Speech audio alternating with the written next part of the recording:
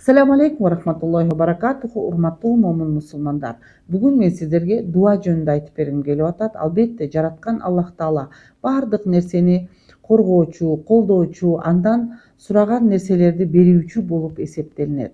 Айрыкча Алла Таалага момун мусулмандын чын дилден жалынып, жалбарып дуа кылганы аябай жагат.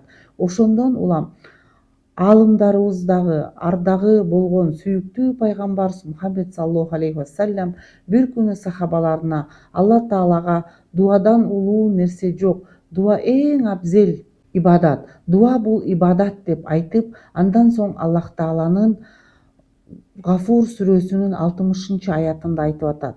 Бисмиллахир-рахманир-рахим. Ва қоля роббакум адауни астаджибу лакум. Эй адамдар, эгеңер мага дуа кылгыла, мен силерге кылган дуаларыңарды ижабат кылам, жооп кылып жооп беремин деген.